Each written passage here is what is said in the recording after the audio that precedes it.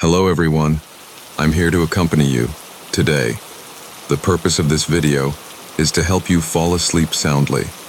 Before we begin, don't forget to like this video and subscribe to this channel. Also write in the comment section, where are you from? And what time are you watching this video? Now, find the most comfortable position and relax. I should never have accepted the invitation to stay at the ryokan that sat above the valley. I tell myself that now, in the thin hours before dawn, when the memory of that place presses against my ribs like a hand that will not let go. I am an American traveling alone, the kind of traveler who collects quiet places and old maps, who prefers the company of empty rooms and the slow, patient architecture of other countries. Kyoto had been a plan to see temples and gardens, to move through history with a polite, curious distance. The ryokan was supposed to be a detour, a single night in a place a local had recommended with a smile that did not reach his eyes. He said the owner liked to keep the place private. He said the view at sunrise was worth the walk. He did not say the road narrowed to a single lane of stone and moss, or that the last stretch required climbing steps carved into the mountain itself, steps that had been worn into a shallow groove by generations of feet. I arrived at dusk. The sky had the color of old paper, and the valley below was a bowl of shadow. The ryokan stood with its back to the slope, a low building of dark wood and paper screens, its eaves heavy with years. A single lantern burned by the entrance, its light a small, steady eye. The proprietor, a woman whose age I could not place, opened the door before I could knock. Her hands were small and precise. She spoke in a voice that was soft but not unkind, and she led me inside without asking my name. The interior smelled of tatami and something else I could not name at first, an undercurrent of iron and old incense, like a memory that had been folded into the walls. The main room was low-ceilinged and arranged with the kind of care that makes a place feel like a living thing. Sliding doors framed the view of the valley, and beyond them the night was a black cloth studded with distant lights. She showed me to my room, a small space with a futon already laid out, a low table, and a window that opened to the ridge. She told me dinner would be served at 7, and that I should not wander after dark. Her eyes lingered on me when she said that, and I felt the first faint prickle of unease. I told myself I was being foolish. I had traveled alone for years. I had slept in hostels and mountain huts and on trains. I had learned to read the rhythms of unfamiliar places. Still, the ryokan had a quality that made the air feel thicker, as if the house itself were holding its breath.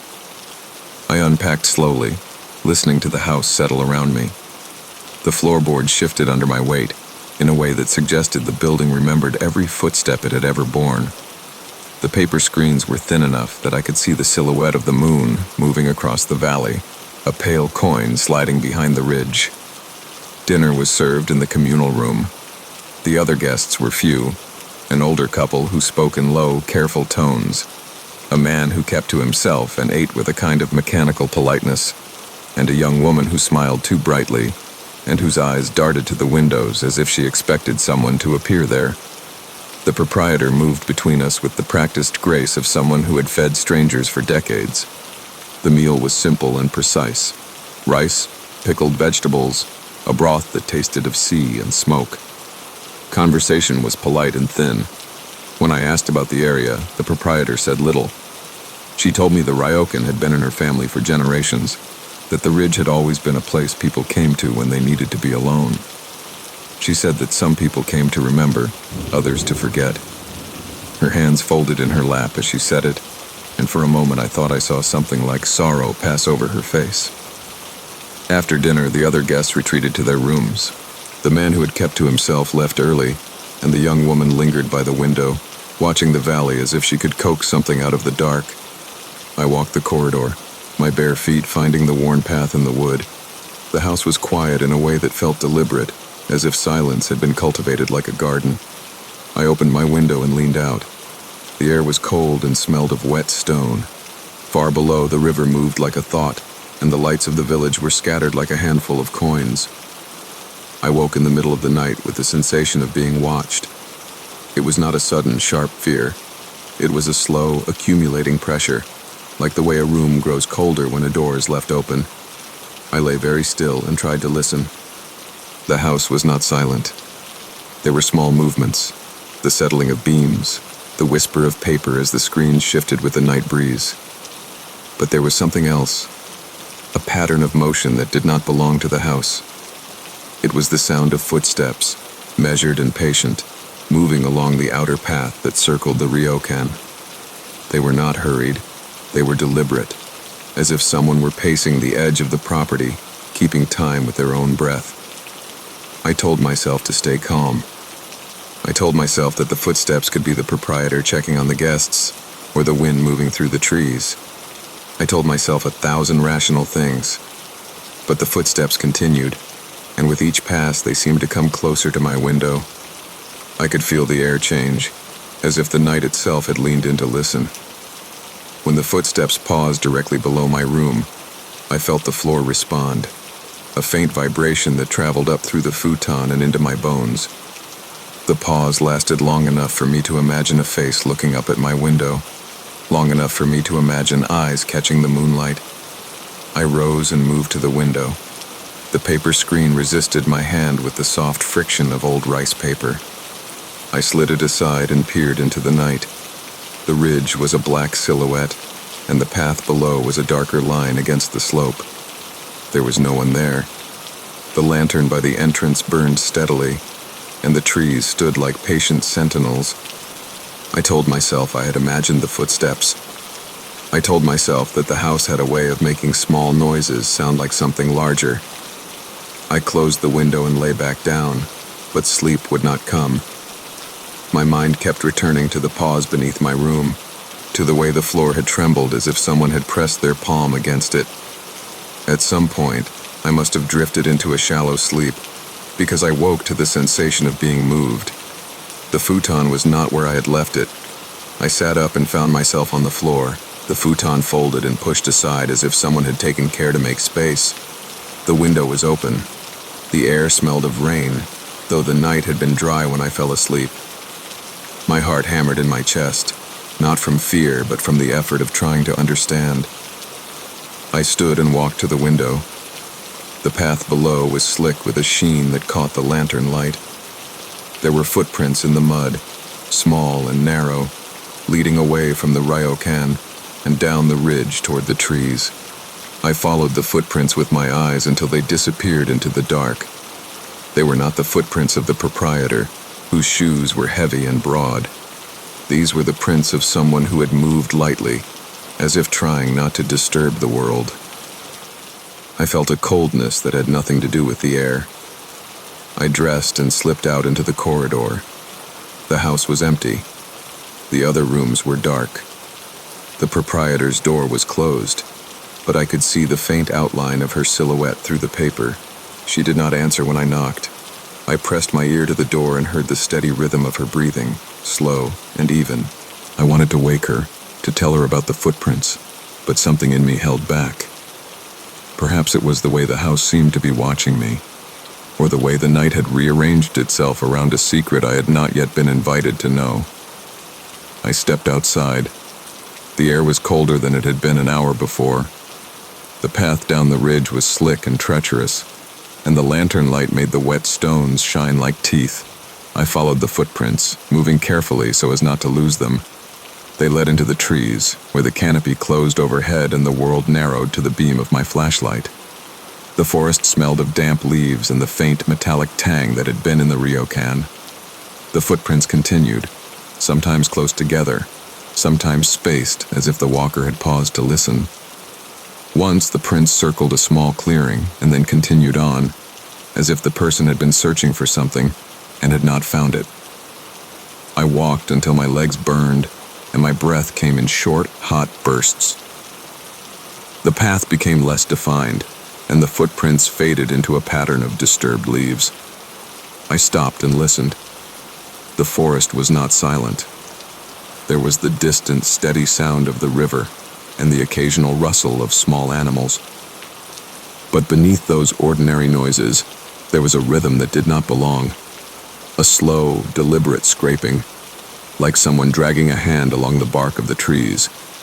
The scraping moved in a line that paralleled the path, always just out of sight. I felt the hair on my arms rise, not from cold, but from the sense that I had crossed into a place where the rules were different. I turned to go back, but the path behind me had changed. The trees seemed to have shifted, and the slope looked steeper than it had on the way down. The lantern light from the ryokan was a distant, wavering point, and I realized with a sudden, sickening clarity that I had lost my way. Panic rose, hot and sharp, but I forced it down. I had a map, a compass, a phone with a weak signal. I told myself I could find my way back. I told myself that the footprints had been a coincidence, that the scraping was the work of a branch. I told myself 1,000 rational things, and each time the words felt thinner, like paper in the rain.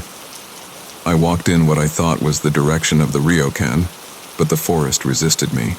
The trees closed ranks, and the path dissolved into a tangle of roots. My flashlight beam caught on something ahead, a small structure, half hidden by moss and vines, its roof bowed with age. It was not on any map I had seen. It looked like a shrine, but its wood was blackened, and its paper offerings were gone. The air around it felt colder, as if the structure had been carved out of the night itself. I approached and found, pressed into the dirt before the shrine, a single shoe. It was small and worn, the kind of shoe a child might have left behind. Beside it, a scrap of fabric lay folded, damp with the same metallic scent that had followed me since the ryokan. I wanted to turn away. I wanted to run until my legs gave out and the world became a blur of motion.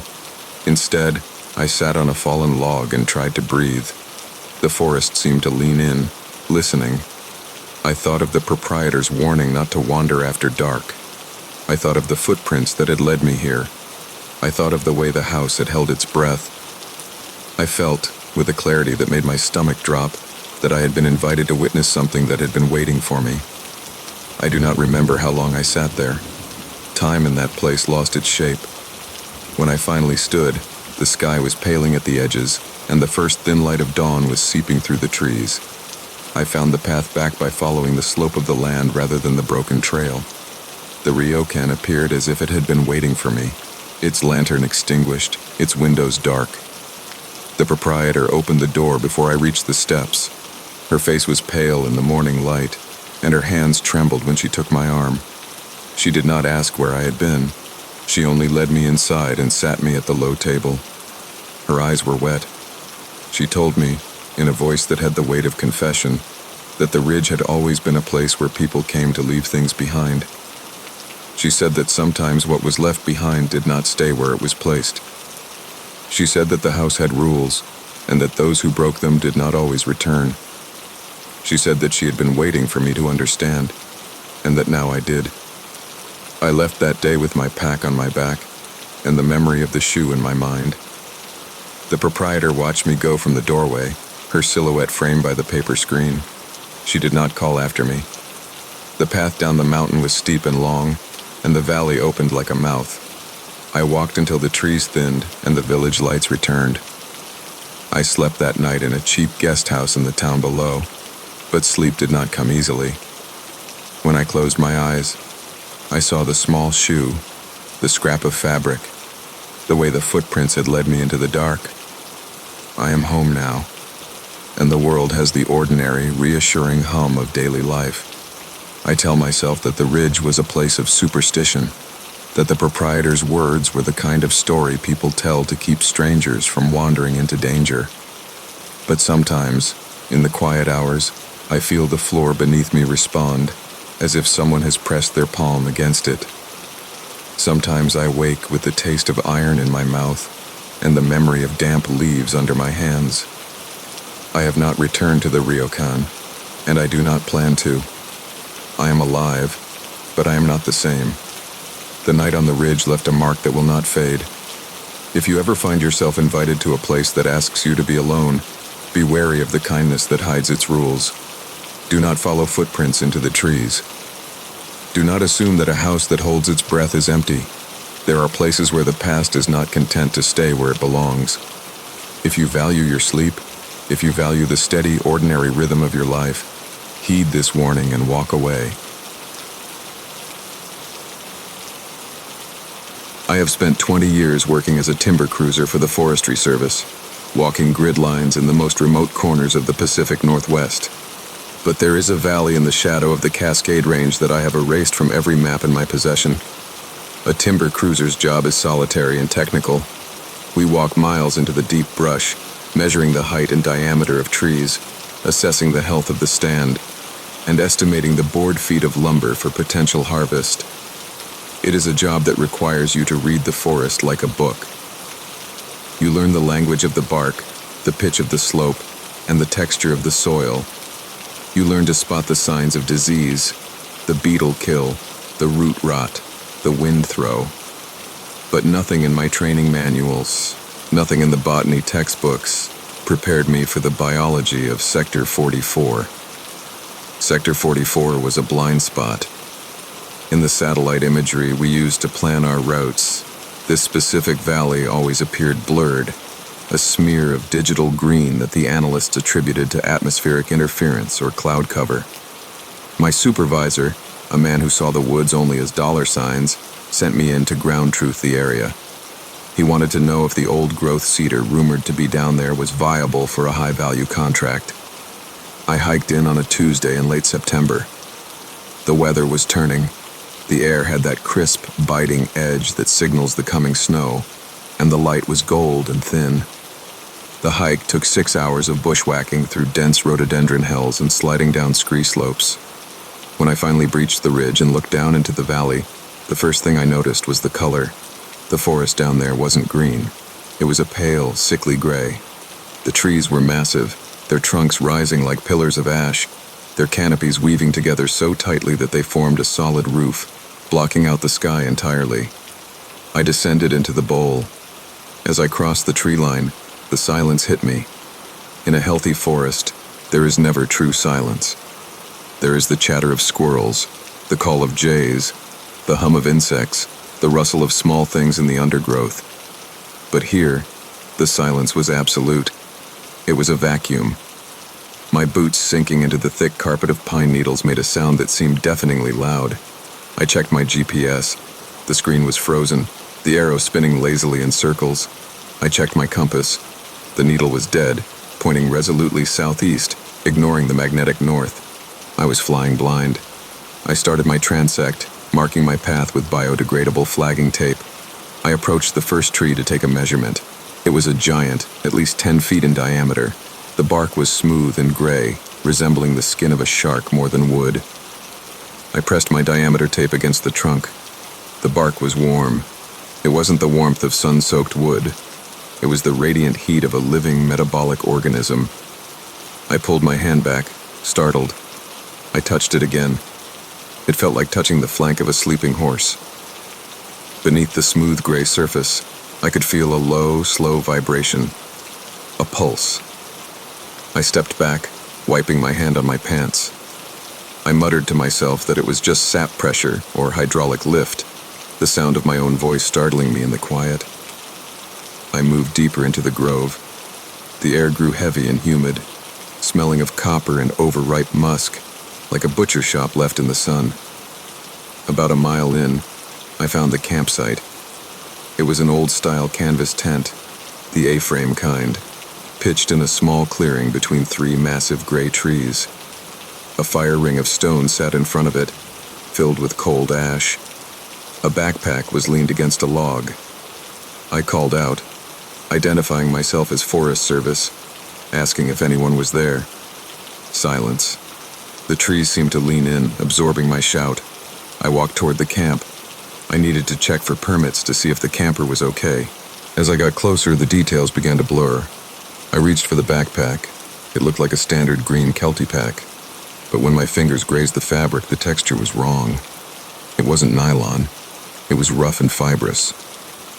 I looked closer. The straps of the backpack weren't webbing. They were vines. The buckles were knots of wood. The green fabric was actually a dense mat of moss that had grown into the shape of a bag. I stepped back, my heart rate spiking. I looked at the tent. The canvas walls were not fabric. They were thin sheets of peeled bark, fused together seamlessly. The tent poles were not aluminum. They were saplings that had grown out of the ground in perfect arches. This wasn't a campsite. It was a sculpture. The forest had grown a copy of a campsite. I backed away, stumbling over a root. Why would trees do this? Nature doesn't mimic human objects. Nature reclaims. It doesn't replicate. Unless it was hunting. I turned to leave, to scramble back up the ridge and radio for extraction. But when I turned, my flagging tape was gone. The bright orange plastic ribbons I had tied to the branches were missing. In their place, hanging from the exact same twigs, were strips of orange fungus. They were the exact shape and length of my tape, but they were organic, slimy, and pulsing slightly. The forest was rewriting my trail. Panic, cold and sharp, pierced through my professional discipline. I pulled out my hatchet. I needed to blaze a trail. I needed to mark the trees with something they couldn't mimic instantly. I swung the hatchet at the nearest gray trunk. The blade hit with a wet sound. It didn't sound like chopping wood. It sounded like chopping meat. A thick red fluid oozed from the gash. It wasn't sap. It was viscous and metallic smelling. Blood. The tree was bleeding. And then, the forest screamed. It wasn't a vocal scream. It was a frictional sound. The grinding of 1,000 heavy branches rubbing together at once. A high-pitched wooden shriek that came from everywhere and nowhere. The ground beneath my feet shifted. I looked down. The roots. The massive serpentine roots that crisscrossed the forest floor were moving. They were writhing, contracting and expanding like the intestines of the earth. They were pulling toward me. I ran. I didn't check my compass. I didn't look for a path. I just ran uphill, toward where I thought the light was. As I sprinted, dodging the grasping limbs, I saw things in the periphery of my vision. Things that nearly stopped my heart. I saw a hiker standing by a tree, but as I passed, I saw that his flannel shirt was made of autumn leaves layered perfectly, and his face was a knot of burl wood with 2 dark hollows for eyes. I saw a deer that was actually a tangle of deadfall branches, moving with a jerky, marionette gait, its antlers made of sharp, white thorns. The forest was a hall of mirrors, reflecting a twisted, wooden version of everything that had ever died within it. I could hear the roots slithering behind me, a dry, rustling pursuit. I could hear the heavy sound of the trees shifting their weight, moving their trunks to block my path. I swung my hatchet wildly, hacking at the vines that tried to snare my ankles.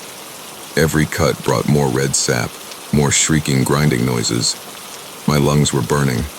The air was thick with spores now, a golden dust that tasted like yeast and rot. I coughed, choking on the forest's breath. I saw the ridgeline ahead, a sliver of blue sky. I pushed my body harder than I ever had. I scrambled up the scree slope, the loose rocks sliding under my boots. A root, thick as a python, shot out of the earth and wrapped around my left ankle. I fell hard, slamming my chest against the stone. I felt the bones snap in my leg. I screamed, thrashing, dragging myself upward with my hands. The root pulled. It was incredibly strong. I was being dragged back down into the bowl, back into the gray shade. I flipped onto my back. The root was pulsing, pumping fluids into me, or sucking them out. I raised my hatchet and brought it down on the root with every ounce of strength I had left. The root severed. A fountain of red liquid sprayed over my face, blinding me. The severed end thrashed wildly like a decapitated snake.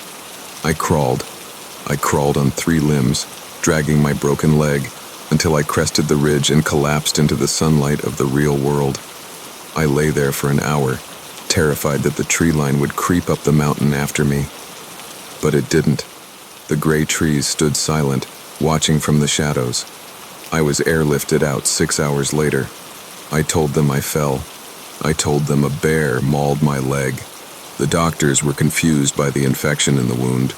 They said it looked like a fungal culture they had never seen before. They had to debride the muscle. They nearly took the leg.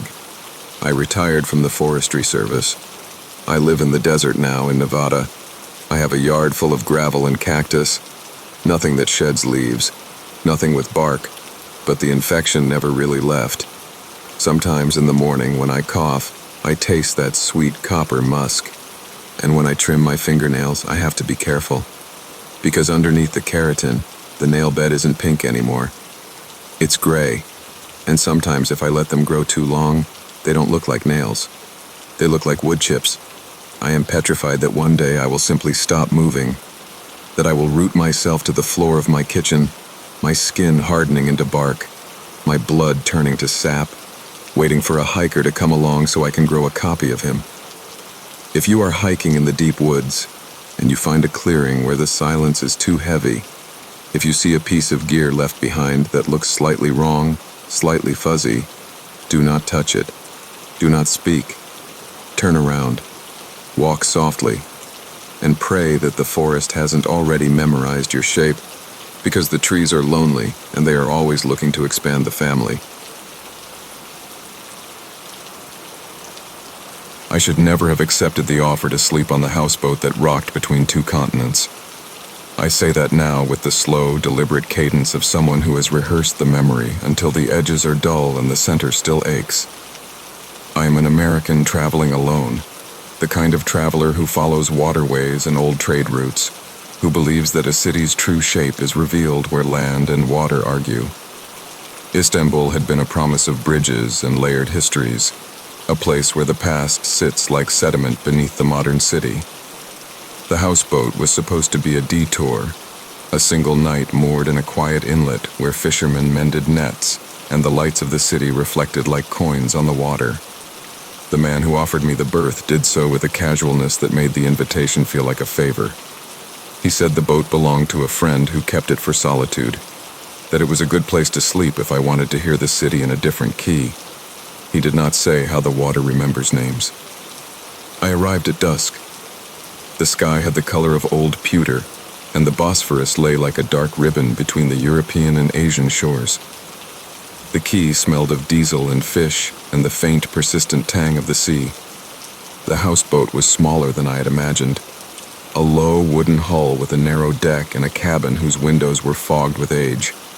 A single lantern burned by the gangplank, its light a small, steady island. The man who had offered me the berth helped me aboard without asking my name. He moved with the economy of someone who had spent his life on water. His hands were sure, and his voice was quiet. The interior smelled of varnish and old rope, and beneath that a faint metallic scent that I could not place at first. The cabin was compact, a narrow bunk, a small table, a shelf of books whose spines had been softened by salt and time. A map of the strait was tacked to the wall, its lines faded by years of handling. The windows looked out over the water, and when I pushed one aside, the city poured in like a tide. The lights of the opposite shore were a scatter of small, patient points. The boat rocked with a slow, patient motion that made the world feel like a living thing. The man told me he would return in the morning, and that the boat was mine for the night. He said the owner liked to keep the place private. He warned me to keep the hatch latched if I woke in the night, and his eyes lingered on me when he said it. I told myself I was being foolish. I had slept on trains and in mountain huts and in hostels where strangers snored like small machines. I had learned to read the rhythms of unfamiliar places. Still, the houseboat had a quality that made the air feel thicker, as if the hull itself were holding its breath. I made tea and sat by the window, watching the city move in slow, patient arcs.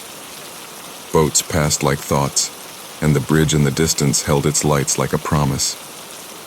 The water smelled of iron and old stories. I wrote a few lines in my notebook and then lay down, the boat's motion a gentle lullaby. I slept with the hatch slightly open because the night air felt like a benediction. I woke in the middle of the night with the sensation of being observed.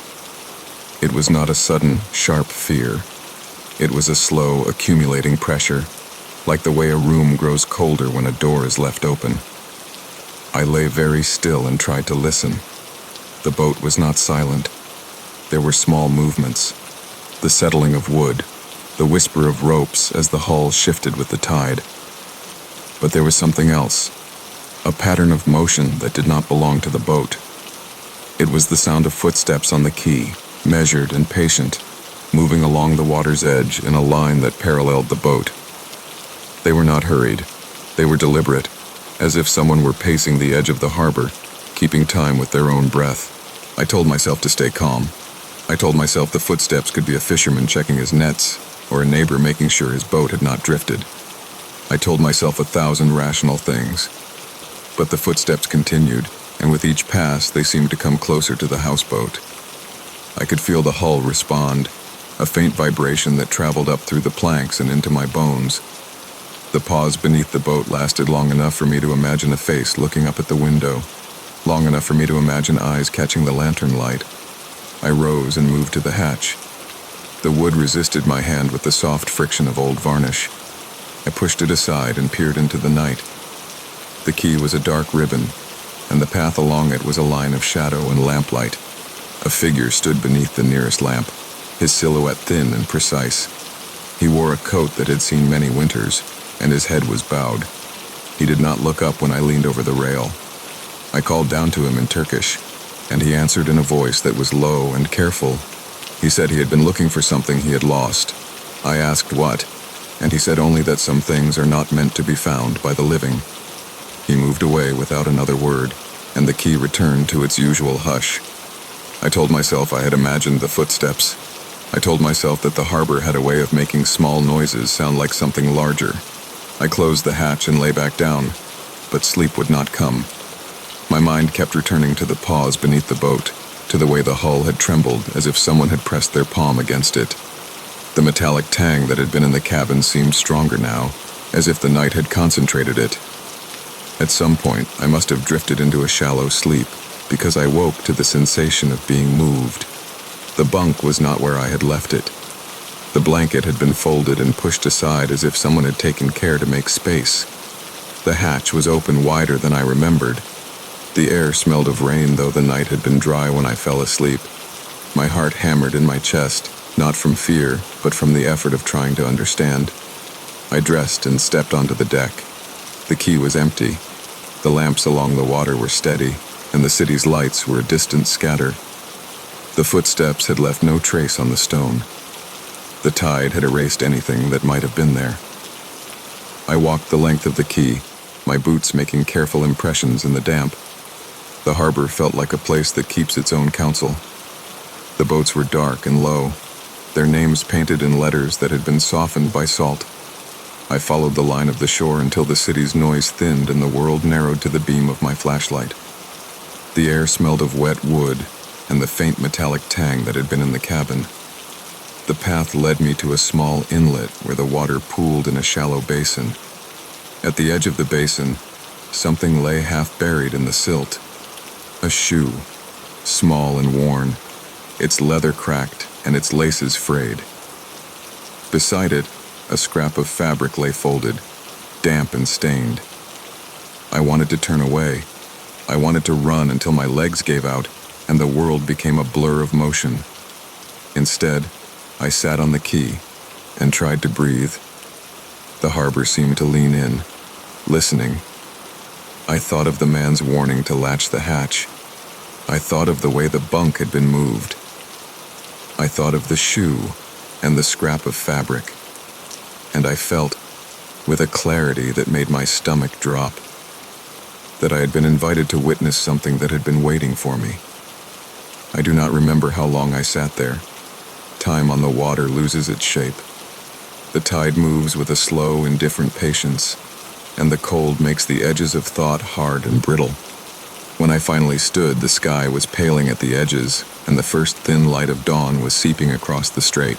I walked back to the houseboat by the line of my own footprints, which the tide had not yet erased. The man who had offered me the berth met me at the gangplank, his face pale in the morning light. He did not ask where I had been. He only led me inside and sat me at the small table. His hands trembled when he poured the tea. He told me, in a voice that had the weight of confession, that the Bosphorus has always been a place where people come to leave things behind. He said that fishermen once carried more than nets across these waters, that they carried debts and memories and the small, private things that make a life. He said that sometimes what was left behind did not stay where it was placed. He said that the houseboat had rules, and that those who broke them did not always return. He said that he had been waiting for me to understand, and that now I did. I left that morning with my pack on my back and the memory of the shoe in my mind. The man watched me go from the quay, his silhouette framed by the pale light. He did not call after me. The bridge in the distance arched like a promise, and the city opened like a mouth. I walked until the ferry returned me to the European shore and the familiar bustle of markets and cafes. I slept that night in a cheap pension, but sleep did not come easily. When I closed my eyes, I saw the small shoe, the scrap of fabric, and the way the tide had reflected the city like a second sky. In the weeks that followed, I tried to make sense of what I had seen. I asked questions in the tea houses and at the docks. People told me stories that were half remembered and half invented. Tales of travelers who had wandered too far, of families who had left the water with a hole in their lives, of a houseboat that took in the lost and the tired. Some of the stories were told with a shrug, as if superstition were a practical tool for keeping strangers from wandering into danger. Others were told with a seriousness that made my skin prickle. An old woman at a stall told me, quietly, that the Bosphorus keeps a ledger, and that sometimes it returns what it has taken when it is ready. I am home now, and the ordinary rhythms of life have resumed. I go to work, I make coffee, I answer emails. But sometimes, in the quiet hours, I feel the slow, patient motion of a hull beneath my feet. Sometimes I wake with the metallic tang at the back of my throat and the memory of damp fabric under my hands. I have not returned to that quay. I do not plan to. I am alive, but I am not the same. The night on the houseboat left a mark that will not fade. If you ever find yourself offered a berth on a quiet boat, be wary of the kindness that hides its rules. Do not leave a hatch unlatched in a place that remembers the tide. Do not follow footsteps that seem to come from nowhere. There are waters that keep ledgers and shores that return what they have taken. If you value your sleep and the steady, ordinary rhythm of your life, heed this warning and walk away. I never should have volunteered for the winter over contract at Outpost Theta. There is a specific kind of madness that breeds in 6 months of total darkness. A madness that convinces you the wind isn't just moving air, but a voice trying to remember how to speak. I was the communications officer for a team of 6 scientists and engineers stationed on the high Antarctic plateau. Outpost Theta was not a sprawling hub like McMurdo. It was a cluster of 4 prefabricated modules raised on hydraulic stilts to keep them from being buried by the relentless snowdrift. We were studying deep ice neutrinos, particles that pass through the Earth like ghosts. But as the sun dipped below the horizon in late March, signaling the beginning of the long night, I began to realize that we were the ones turning into ghosts. The isolation at the bottom of the world is absolute. It is a vacuum of sensory input. Outside the triple-paned portholes, the world was a void of crushing blackness, broken only by the violent, swirling white of the blizzards illuminated by our perimeter floodlights. The temperature hovered around minus 80 degrees Fahrenheit. At that temperature, the air itself feels solid. If you breathe too deeply without a mask, the moisture in your lungs freezes instantly, crystallizing your breath inside your chest. For the first 2 months, we maintained a rigid schedule. Routine is the anchor of sanity in the ice. Breakfast at 700 hours, equipment check at 800 hours, data analysis until noon. But the darkness erodes time. Without the sun, the body's internal clock dissolves. Sleep becomes fragmented. You wake up not knowing if it is 3 in the morning or 3 in the afternoon. The silence of the station becomes a physical weight, pressing against your eardrums, filled only by the constant, low-frequency vibration of the diesel generators that kept us from freezing to death. It started with the radio. As the comms officer, my job was to maintain the uplink with the satellite network and monitor the emergency frequencies. It was mostly static, the cosmic background radiation of the universe hissing through the speakers. But on a Tuesday in June, deep in the dead of winter, the static changed. I was sitting in the comms alcove, bathed in the red glow of the night vision monitors, when the speakers emitted a sharp, piercing feedback whine. I adjusted the squelch, trying to clear the signal. Through the white noise, a voice emerged. "Outpost Theta, this is Outpost Theta. Do you copy?" My blood ran cold. The voice was clear, calm, and unmistakably mine. I grabbed the microphone, my hand trembling. I identified myself as Outpost Theta and asked who was speaking. "This is Comms Officer Miller," the voice replied. "We are requesting entry. The airlock is jammed. It's cold out here." I stared at the console. I was Comms Officer Miller. I was sitting inside the warm module. I told the voice that I was Miller, and I was inside. I asked again who they were. The radio went silent for a moment. Then the voice returned, devoid of any emotion. "You are the echo. We are the signal. Open the door." I cut the feed. I ripped the headset off and sat there, hyperventilating. I told myself it was a prank. One of the other crew members, Jensen or Sarah, must have rigged a loop. I checked the internal logs. No one else had accessed the comm system. I didn't tell the others. Not yet. Paranoia is contagious in the ice, and I didn't want to be the patient zero of a breakdown. But the phenomena escalated. A week later, during a severe whiteout storm, the station's external sensors began to trigger. The proximity alarms on the perimeter fence, which were designed to detect polar bears or shifting ice, started flashing red. I pulled up the external camera feeds. The screen was awash of digital gray and white, the snow flying horizontally past the lens like static on an old television. I squinted, trying to find a shape in the chaos. There, standing just at the edge of the floodlight's reach, was a figure. It was standing perfectly still in a 100-mile-per-hour wind. It wasn't wearing a standard-issue heavy-weather parka. It appeared to be wearing a thin gray jumpsuit, the kind we wore inside the station. I zoomed in. The resolution was grainy, but the figure's posture was unmistakable. It was standing with its arms at its sides, looking directly up at the camera. It was Sarah, our biologist. I spun around in my chair and yelled into the intercom for Sarah to report to comms immediately. 30 seconds later, Sarah walked into the room, holding a mug of coffee, looking tired and confused. She asked if the satellite link was down again. I looked at her, then back at the screen. The figure on the monitor was still there. It hadn't moved. It was being battered by wind that should have ripped the flesh from its bones, but it stood like a statue. I pointed at the screen. Sarah leaned in. Her eyes went wide. She dropped her mug. The ceramic shattered on the metal floor, the hot coffee splashing across her boots, but she didn't flinch. She whispered that it was her. As we watched, the figure on the screen raised a hand. It waved, a stiff mechanical motion. Then the camera feed cut to black. The wind had severed the cable. We called a station meeting. The commander, a hardened veteran named Ivanov, dismissed it as a glitch, a trick of the light and the storm. He called it pareidolia, saying the brain seeks patterns in the noise.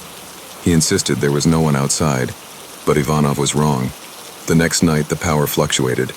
The lights flickered and died, plunging the station into total darkness. The emergency red lights kicked on, bathing the corridors in a bloody submarine gloom. Ivanov announced a generator failure over the intercom and ordered Jensen and me to go out and manually restart the intake. Going outside in a Class 1 storm is a death sentence if you make a mistake. We suited up in the airlock. We depressurized the airlock, and the outer door slid open. The wind hit us like a physical blow. We clipped our safety tethers to the guide rail and stepped out onto the metal grating of the gantry. The cold was instant. It bypassed the suit, seeping into the bones. We crawled toward the generator module, fighting the wind every inch of the way. Visibility was 0. We reached the generator. Jensen popped the access panel and started working on the intake valve. I stood guard, shining my light on his hands. Suddenly, Jensen stopped. He stood up straight. He wasn't looking at the generator. He was looking out into the darkness, past the railing. I shouted over the comms loop, asking what was wrong. "It's not cold," Jensen said. His voice was strange. It sounded distant, like he was speaking from the bottom of a well. "They promised it would be warm. They said the heat is just a frequency." Then Jensen reached up and unlatched his helmet. I screamed for him to stop, lunging for him. He twisted the helmet and pulled it off. In seconds, the exposure should have killed him. The moisture in his eyes should have frozen, blinding him. His lungs should have collapsed. But Jensen didn't scream. He didn't gasp. He turned to look at me. His face was pale, illuminated by my headlamp. He was smiling. A wide, serene smile that stretched too far across his face. "See?" he said. His voice wasn't coming through the radio anymore. I heard it through the thin atmosphere, clear and unbothered by the wind. "We are already here." Then he stepped over the railing. He didn't fall. He stepped out onto the air, as if the storm itself was a solid floor. He walked away from the station, disappearing into the swirling white void. I was paralyzed. My brain couldn't process what I had just seen. Then I felt a hand on my shoulder. I spun around, nearly slipping on the ice. Standing behind me, clipped to the safety rail, was another figure in an orange environmental suit. "Miller!" Jensen's voice crackled in my ear, panicked and breathless. "Miller, help me! My tether is jammed. I can't reach the valve." I looked at the figure.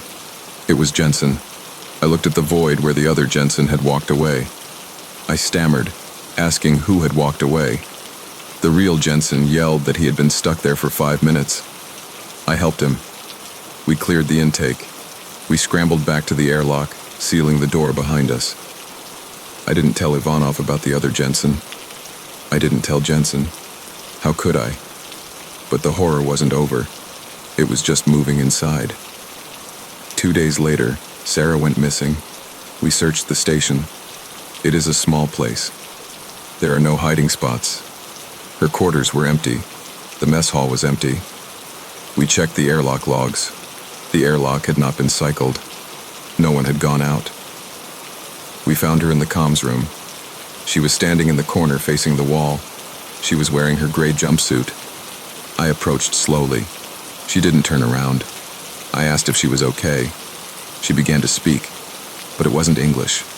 It was a series of sounds, clicks, whistles, and low-frequency hums. It sounded like the data stream from the neutrino detectors. It sounded like the static I had heard on the radio. I reached out and touched her shoulder. Her body was hard, not rigid with tension, but hard like stone, like ice. She turned around. It wasn't Sarah. The face was Sarah's, but it was unfinished. The eyes were painted on. The mouth was a slit that didn't open when she spoke. The skin was the texture of polished rime ice. "The sample is complete," the thing that looked like Sarah said. I scrambled back, calling for the commander. The thing didn't attack. It simply dissolved. It didn't melt like water. It sublimated. It turned into a cloud of white mist that drifted up into the ventilation ducts, vanishing instantly. We never found the real Sarah. The remaining 4 of us locked ourselves in the command module. We welded the vents shut. We slept in shifts, watching the shadows. But we could hear them. We could hear our own voices whispering in the walls. We could hear heavy boots walking on the metal plating above our heads. Ivanov went mad first. He claimed the heat was hurting him. He turned off the heaters in his quarters and froze to death in his sleep. When we found him, his skin was blue, but he was smiling that same too-wide smile. The rescue plane arrived 3 weeks later, when the first hint of twilight returned to the horizon. They found me and Jensen huddled in the command center, wrapped in every blanket we could find, holding flare guns. They took us back to civilization. They told us it was a fugue state caused by isolation and thyroid malfunction. They said Sarah and Ivanov had wandered out into the storm and been buried. I nodded. I signed the papers. I let them believe it. But I know the truth. I know that the Antarctic plateau is not empty. It is a mirror. The cold is a consciousness, a vast, slow intelligence that has been waiting for millions of years. It studies us. It learns our shape, our voices, our heat, and then it makes a copy. I live in the tropics now. I live in a place where the temperature never drops below 80 degrees. I sweat constantly and I love it. But sometimes I look at Jensen. He lives in the same town. We meet for drinks once a year to remember the dead. And sometimes, when he thinks I'm not looking, I see him stare at the ice in his glass. I see his expression go blank. I see that smile, that serene, terrible smile, flicker across his face. And I wonder, did the rescue team bring the real Jensen back? Or did they bring the thing that walked on the wind? And then, the most terrifying thought of all hits me. I look in the mirror, and for a split second, my own eyes look flat, painted on. Did I make it back? If you ever go to the quiet places of the world, the places where the snow never melts and the night lasts for months, do not listen to the silence. Do not look too closely at the figures in the blizzard, because the cold doesn't just kill you, it replaces you. I never should have initiated the calibration sequence on an empty machine. There are laws of physics that govern the visible world, but high-field magnetism has a way of peeling back the curtain to reveal the things that live in the spaces between atoms. I was a senior MRI technologist at St. Jude's Memorial, a sprawling, labyrinthine hospital complex that had been expanding like a tumor since the 50s. My domain was the sub-basement, a level so deep that the elevator ride down made your ears pop.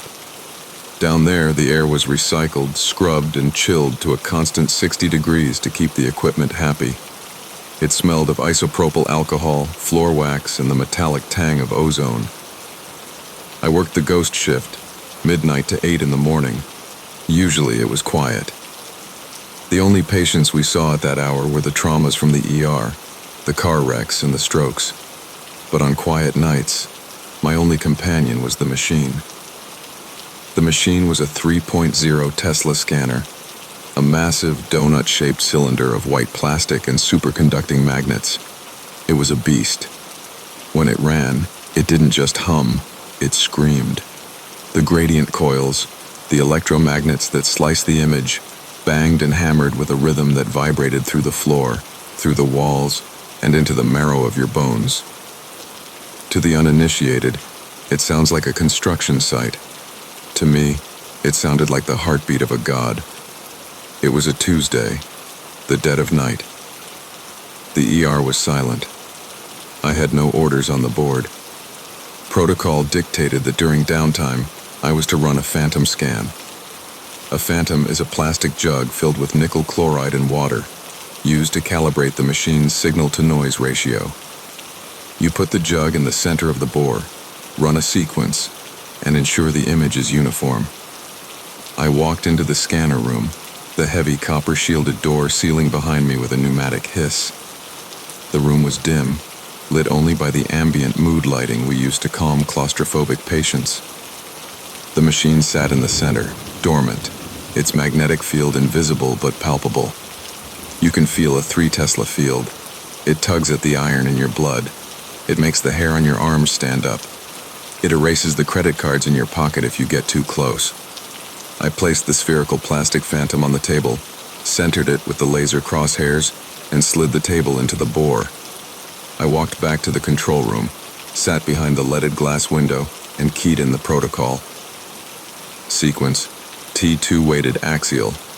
Slices, 24. Time, 4 minutes. I hit scan. The machine woke up.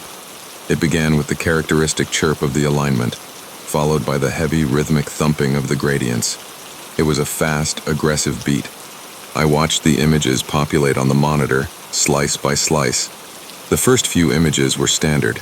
A gray, grainy circle representing the fluid in the jug. Perfect uniformity. Then, at slice 12, the artifact appeared. In radiology, an artifact is a glitch, A zipper line, a blur from motion, a distortion from metal. But this wasn't a zipper. It was a shadow. In the center of the gray circle of fluid, there was a void. A black, irregular shape that blocked the signal. I frowned, leaning closer to the high-resolution monitors. I muttered to myself about an air bubble, but the phantom was sealed. There was no air inside. I watched as the next slices came in. Slice 13, slice 14. The shadow grew. It wasn't just a blob anymore. It had structure. It had bilateral symmetry. I canceled the scan. The banging of the machine stopped abruptly, leaving a ringing silence in the control room. I looked through the glass. The plastic jug sat alone in the center of the tunnel. I reasoned it must be the coil or a bad channel on the receiver. I walked back into the scanner room. The air felt colder than usual. The helium cooling system chirped rhythmically. I reached into the bore to check the phantom. As my hand entered the magnetic field, I felt it. Usually the field feels like a subtle resistance. This felt like putting my hand into ice water. It was a localized pocket of absolute zero. I recoiled, rubbing my numb fingers. I swapped the coil. I replaced the head coil with a body coil, thinking the connection pins were faulty. I recentered the phantom. I went back to the console. I ran the scan again. This time I chose a slower, higher resolution sequence. Flare axial. The machine began to hammer again. This sequence was louder, a grinding, mechanical tearing sound that echoed in the shielded room. The images appeared. The shadow was back. But now, with the higher resolution, there was no denying what it was. It was a hand. A perfect, anatomical cross-section of a human hand was floating inside the phantom jug. I could see the metacarpals, the phalanges, the dark voids of the marrow. It was gripping the inside of the plastic sphere from the inside. I stood up, knocking my chair back. I stared at the plastic jug through the window. It was just a jug of water. It was transparent. There was nothing inside it. But the MRI sees what the eye cannot. The MRI sees hydrogen atoms. It sees water content. It sees density. The machine continued to scan, moving up the body of the invisible thing. Slice 18, a wrist.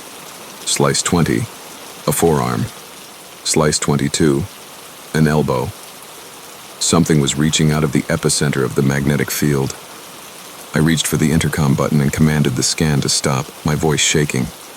I hit the abort key on the keyboard. The machine didn't stop. The progress bar on the screen kept moving. The grinding noise continued, relentless and deafening. I smashed the key again. Software glitch. The system was frozen. I looked at the images. We were at the shoulder now.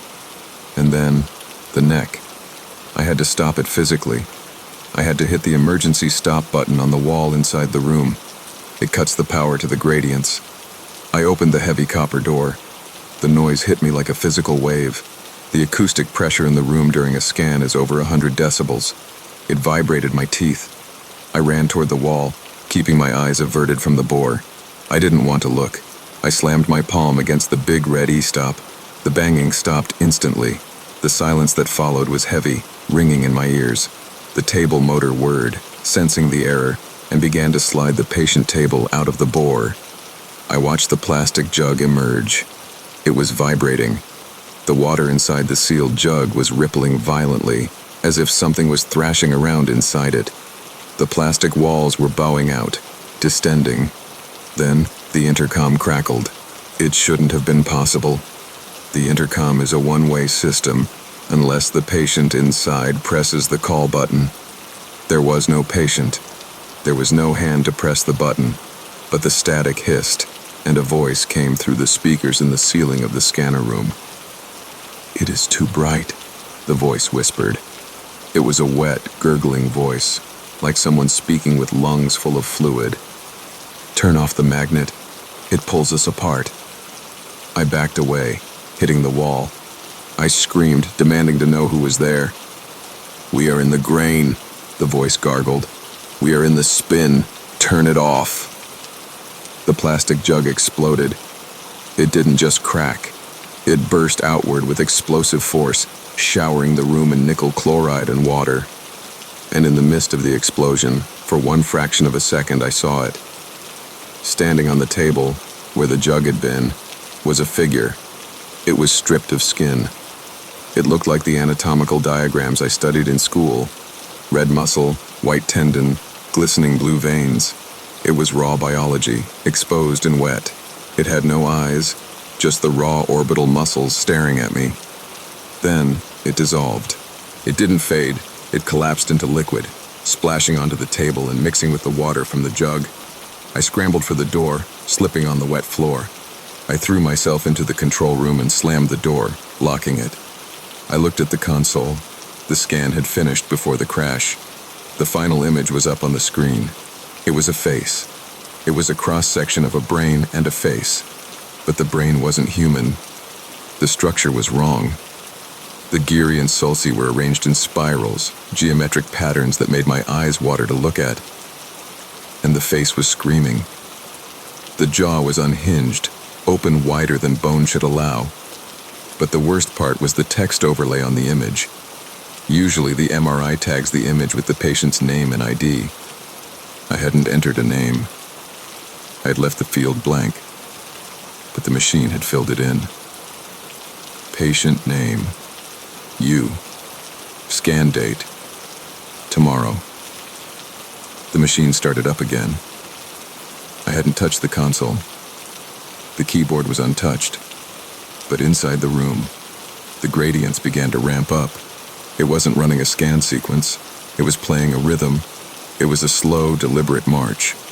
And then, the metal objects in the control room began to move. The stapler on the desk slid toward the glass. The scissors in the drawer rattled. The coins in my pocket tugged at my pants. The magnetic field was expanding. It was breaching the shield. The magnet is always on.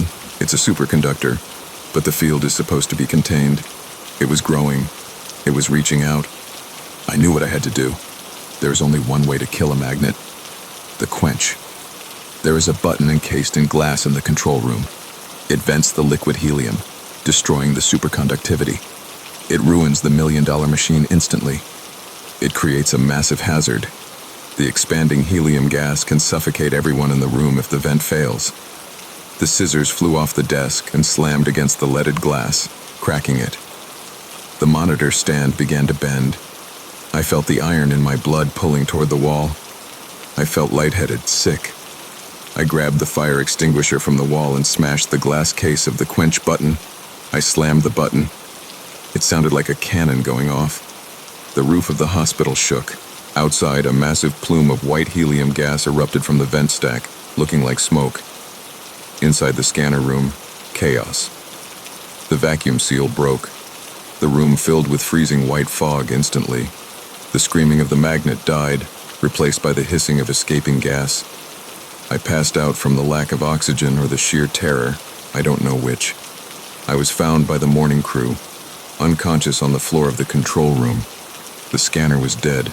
The room was destroyed. The plastic phantom was shattered pieces on the floor. They told me the quench vent had malfunctioned and leaked gas into the suite. They told me I had hallucinated from hypoxia.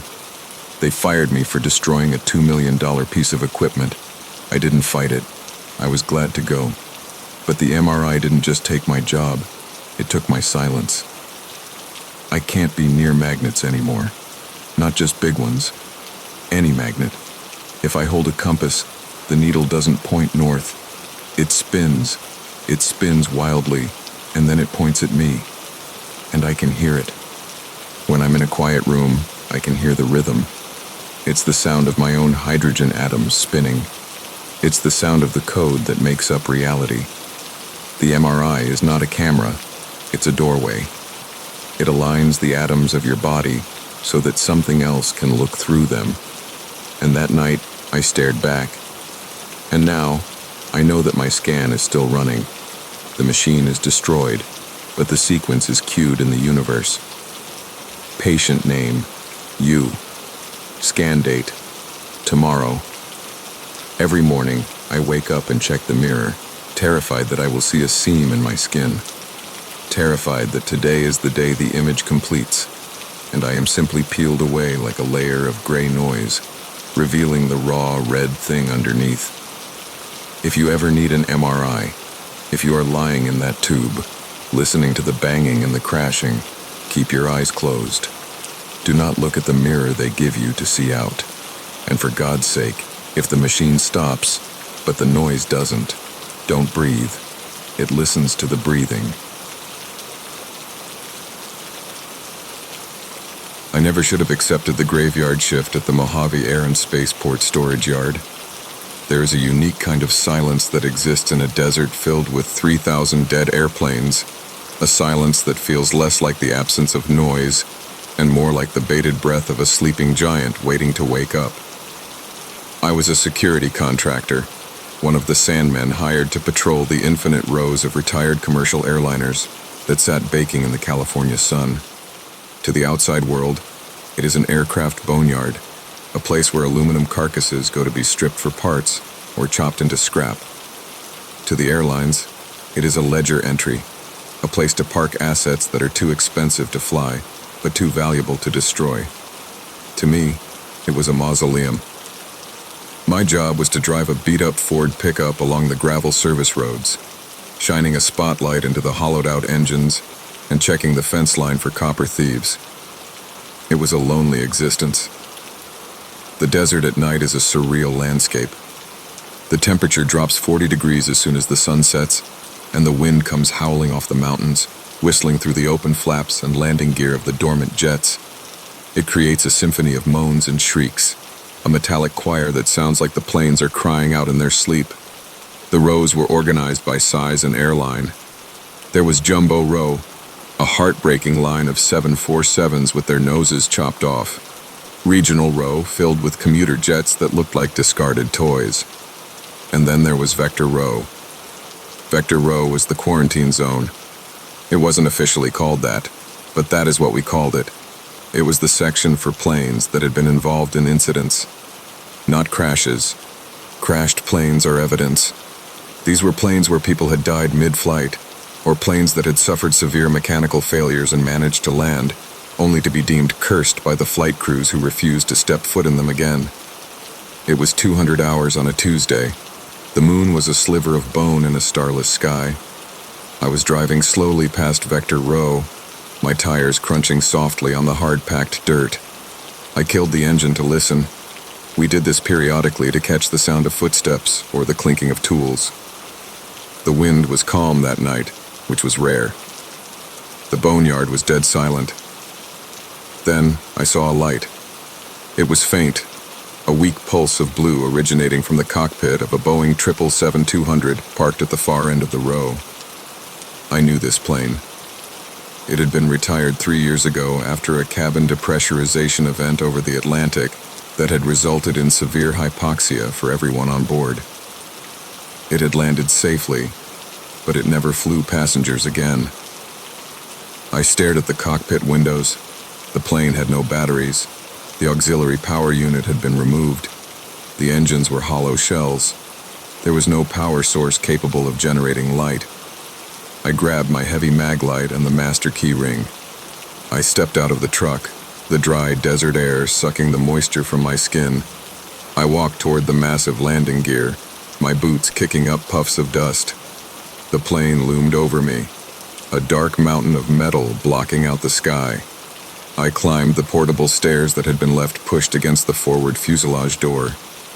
The aluminum was cold to the touch. I unlocked the hatch. The mechanism was stiff, grinding loudly as I rotated the handle. I pushed the door open. The smell hit me first. You expect a dead plane to smell like dust and old plastic. This plane smelled of ozone and hot coffee. It smelled like a flight that was in progress. I stepped into the galley. It was pitch black, save for the beam of my flashlight cutting through the stale air. The beverage carts were still locked in their bays. I announced myself as security. My voice didn't echo. The acoustic insulation of the cabin absorbed the sound instantly, deadening it. I ordered anyone inside to come out. Silence. I walked down the aisle of the first-class cabin. The seats were covered in plastic sheeting, looking like shrouded bodies in the gloom. I moved toward the cockpit, the source of the light. The door to the flight deck was open. I shone my light inside. The instrument panel was a ruin. The avionics had been stripped, leaving gaping holes where the flight computers used to be. The yoke was stripped of its leather grip. There was no blue light. It was dark and dead. I let out a breath, my heart rate slowing. I muttered to myself that it was just a reflection from the truck. I turned to leave. The sound came from the overhead panel. It was the distinct mechanical sound of a switch being thrown. I froze. I slowly turned my light back to the ceiling of the cockpit. The fasten seatbelt sign switch was in the on position. I hadn't touched it. Then, from the stripped void where the radio stack used to be, a sound emerged. It was static, but it wasn't the hiss of an open frequency. It was the rhythmic, white noise roar of wind rushing over a cockpit windshield at 500 miles per hour. "Center, Flight 909, a voice said. It was a man's voice. Calm, professional. It was coming from the dashboard, vibrating the plastic. Requesting descent to flight level 200. I backed out of the cockpit, bumping my shoulder against the bulkhead. I whispered that this wasn't real, that there were no speakers and no power. "Negative, Flight 909, a second voice replied. Air traffic control. Maintain 350. Traffic in your sector." I was standing in the galley now. I needed to get off the plane, but as I turned to the exit door, I saw the main cabin. The plastic sheeting on the seats in economy was moving. It was a subtle, rippling motion, like a breeze was passing through the cabin, but the air was still. I shone my light down the long, tunnel-like fuselage. The plastic covers were inflating. They were puffing up, taking the shape of the people sitting underneath them. I watched in horror as the translucent plastic molded itself into heads, shoulders, and arms. Hundreds of them. The entire plane was full. Then, the sound of the wind grew louder. It wasn't coming from the radio anymore. It was coming from outside the hull. The fuselage began to creak and groan, the sound of metal under immense stress. The floor beneath my feet tilted. It was a physical sensation of motion. My equilibrium shifted. I stumbled, grabbing the galley counter for support. The plane felt like it was banking hard to the left. I looked out the porthole window in the emergency exit door. I expected to see the desert floor, the gravel, my truck. I saw clouds. Thick, dark storm clouds were rushing past the window at impossible speeds. Lightning flashed in the distance, illuminating the wing, which was shaking violently. "We have a pressurization warning," the pilot's voice said from the cockpit, no longer calm. Donning masks. Above the seats in the main cabin, the plastic overhead compartments popped open. Hundreds of yellow oxygen masks dropped down. They didn't dangle loosely. They stretched out, as if invisible hands were grabbing them and pulling them to invisible faces. The sound of breathing filled the cabin. It was a wet, ragged gasping. 400 people struggling for air. The pressure in my ears popped painfully. The air in the cabin grew thin and cold instantly. I gasped, feeling my lungs seizing up. Hypoxia. It was happening for real. I fumbled for the door handle. I had to open it. I had to get back to the desert. The handle wouldn't budge. The pressure differential lock was engaged. You cannot open a plane door at altitude. The physics won't allow it. "Mayday, mayday!" the pilot's voice screamed, now distorted and slowing down, warping like a melting record. "We are losing control. We are inverted." The gravity shifted. I was thrown against the ceiling of the galley. I slammed into the overhead bins, my flashlight clattering away down the aisle. I was floating. 0G. The plane was in a dive. I looked down the aisle. The plastic-covered figures were flailing. I saw arms made of sheeting reaching out, clawing at the air. The sound of the screaming started. It wasn't a human scream. It was the sound of air rushing through tearing metal. I curled into a ball, floating near the ceiling. squeezing my eyes shut. I chanted that I was on the ground, that I was in the desert. The G-force hit me like a hammer. I was slammed back down to the floor, pinned by invisible weight. The roaring became deafening. The fuselage was vibrating so hard the rivets were popping, pinging around the cabin like bullets. "Terrain! Terrain! Pull up!" the automated warning voice blared. Then, the impact. It wasn't a crash. It was absolute silence. The roaring stopped. The screaming stopped. The wind stopped. I was lying on the floor of the galley, curled in a fetal position. I tasted dust and old carpet. I opened my eyes. The cabin was dark. My flashlight was rolling on the floor a few feet away, its beam highlighting the dust motes dancing in the stagnant air. I sat up, gasping, checking my limbs. Nothing was broken. I looked at the seats. The plastic sheeting was limp, draped over the cushions. The oxygen masks were tucked away in their compartments. The door was open, just as I had left it. I crawled to the door and looked out. The desert. My truck. The moon. I scrambled down the stairs, nearly falling in my haste. I ran to the truck, threw myself inside, and locked the doors. I drove until I reached the main gate, doing 80 miles an hour on a dirt road. I sat in the guard shack until dawn, shaking, refusing to look at the monitors. When the sun came up, I went back. I had to know. I drove back to Vector Row. I approached the 777. The stairs were still there. The door was open. But as I walked around the nose of the plane, I saw something that made me vomit in the dust. The nose gear was buried in the dirt. The massive struts, made of reinforced steel capable of supporting 300 tons, were compressed. The tires were flat, exploded, and on the underbelly of the fuselage there were scrape marks, fresh, shiny aluminum scratches running the length of the belly. The plane hadn't moved. It was still in its parking spot. But the suspension was crushed as if it had been dropped from a great height. And inside the cockpit, when I looked up through the glass with binoculars, the fastened seatbelt sign was still on. I quit that morning. I told them the isolation was too much. I told them I couldn't handle the night shift. I work in a library now. It's quiet, but it's a different kind of quiet. It's the quiet of paper and ink, not metal and memory. But I can't fly. I can't even look at a plane in the sky, because I know the secret of the boneyard. Metal has a memory. When a machine is built, it is given a purpose. It wants to fly. And when you trap it in the dirt, when you strip it of its engines and its heart, it dreams. It dreams of its final moments. It dreams of the people who died inside it. And if you step inside during the REM cycle of a 300-ton aluminum corpse, you become part of the dream. You become a passenger on the ghost flight. And one of these nights, the dream is going to be strong enough that the plane won't just think it's crashing. It will take off. And it will take the Sandmen with it, flying a route that doesn't appear on any radar, to an airport that hasn't existed for a very long time. If you ever find yourself in an aircraft museum or standing near a retired jet, do not touch the fuselage. Do not put your ear against the metal, because you might hear the wind rushing. You might hear the scream of the engines, and by then it's too late. The door is already locked.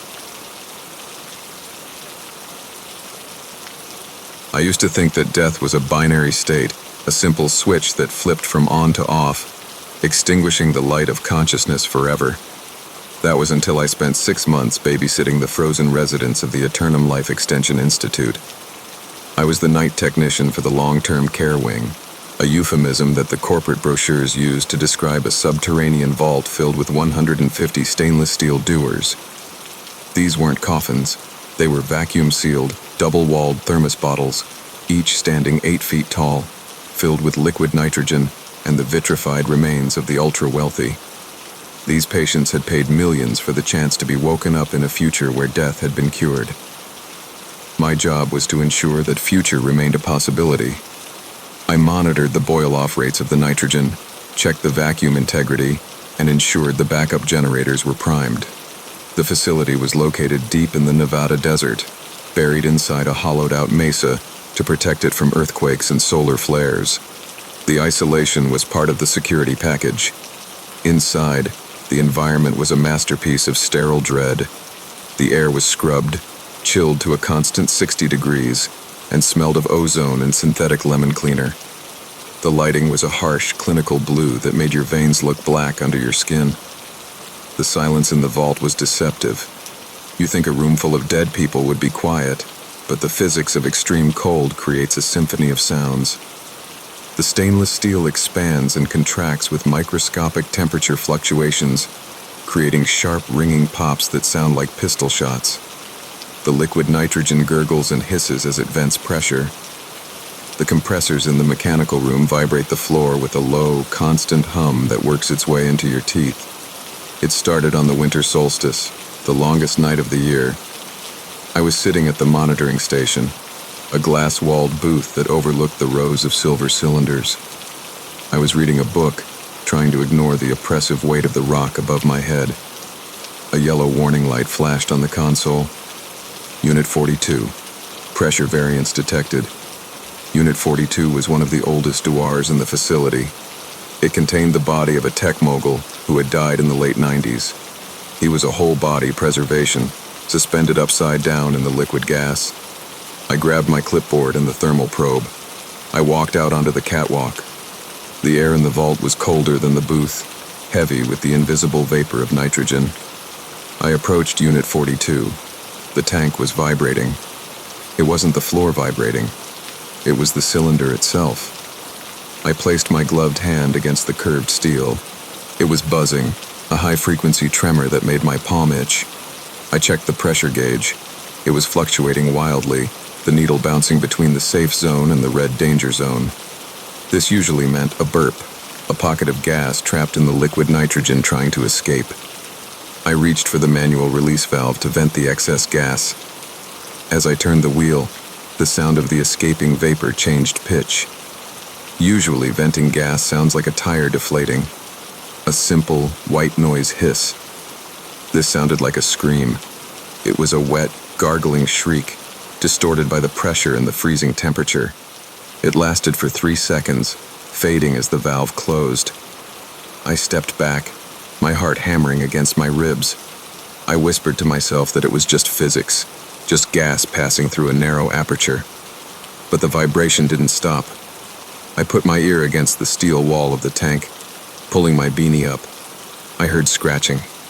It was faint, muffled by inches of vacuum insulation and steel, but it was distinct. It sounded like fingernails scraping against the inner wall of the tank. Slow, deliberate scratches. I pulled away. This was impossible. The patient inside was vitrified. Their blood had been replaced with cryoprotectant antifreeze. They were solid blocks of glass and tissue at minus 196 degrees Celsius. Biology stops at that temperature. Movement is impossible. I went back to the console. I pulled up the telemetry for Unit 42. The internal temperature sensors were reading normal, but the microphone, installed to detect structural stress in the metal, was picking up a rhythmic pattern. It sounded like a heartbeat, but it was too slow. 1 beat every 10 seconds. I called the off-site supervisor. I woke him up. I told him the sensors were glitching, that Unit 42 was showing acoustic anomalies. He told me to reset the sensor array and stop drinking so much coffee. He hung up. I didn't reset the sensors. I turned up the gain on the audio feed. For the next 4 hours, I listened to the sound of something waking up in the ice. The scratching grew faster. The thumping grew louder. And then, at 3 in the morning, the other tanks joined in. It started with the neighbors, Unit 43 and Unit 41. They began to vibrate. Then the next row. Then the next. Within an hour, the entire vault was humming. The sound was deafening, a cacophony of metallic groans and high-pitched ringing. The floor grates rattled under my boots. I stood in the center of the catwalk, surrounded by the Silver Army. The air was getting colder. The nitrogen boil-off rate was skyrocketing. The room was filling with a thick white fog as the safety valves on every tank began to vent simultaneously to prevent an explosion. I was standing in a cloud of freezing mist, unable to see more than 5 feet in front of me. Then the whispers started. The venting gas wasn't just screaming anymore, it was forming words. The acoustics of the room, combined with the specific frequency of the vibrations, were creating a phenomenon known as modulated airflow. Cold, the room whispered. It was 1,000 voices speaking at once, layered over each other like a choir of the damned. Too long. We are still here. I realized then the horrifying truth of cryonics. They sold it as a sleep without dreams. A pause button. But what if the brain doesn't turn off? What if the consciousness is trapped in the frozen synapses, unable to move, unable to see, unable to die, left alone with its own thoughts for decades? What if they weren't preserved? What if they were imprisoned? I ran for the exit. The fog was so thick I had to feel my way along the railing. The noise was unbearable. It sounded like the tanks were trying to tear themselves apart. As I reached the heavy blast door at the end of the vault, I heard a sound that stopped me cold, the sound of a latch turning. It came from Unit 42. The doors are bolted shut from the outside. There is no internal release mechanism. It requires a pneumatic wrench to open the lid, but I heard the bolts shearing, the sound of steel snapping under immense force. I turned around, shining my flashlight into the fog. The lid of Unit 42 was lifting. It rose slowly, grinding against the frost. A dense plume of white vapor poured out of the open neck, spilling down the sides of the cylinder like a waterfall.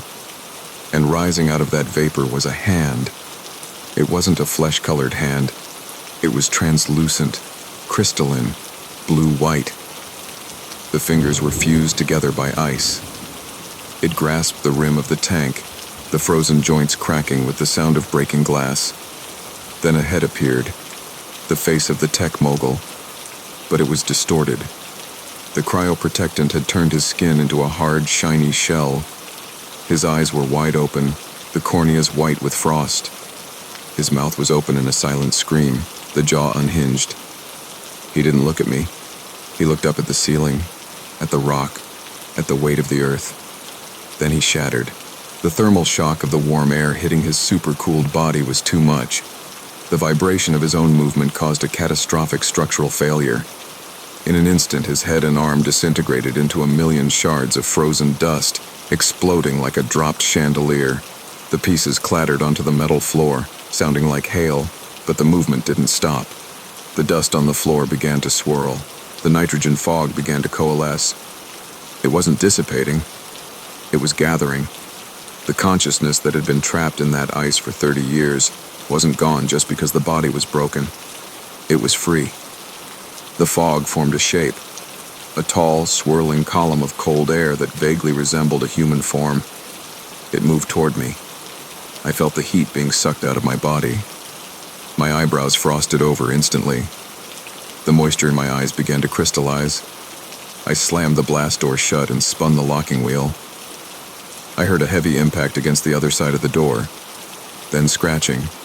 The same slow, deliberate scratching I had heard inside the tank. I triggered the emergency lockdown. I flooded the hallway with halon gas. I ran to the surface elevator and didn't stop until I was standing under the burning Nevada sun. I resigned the next day. I cited psychological incompatibility. The company didn't ask questions. They knew the turnover rate. They knew what happens in the quiet shifts. They told me later that there was a malfunction in the climate control system. They said Unit 42 had compromised integrity and the contents were lost. They cleaned it up. They put a new patient in the cylinder. But I know what is down there. I know that the freezing process doesn't stop the mind.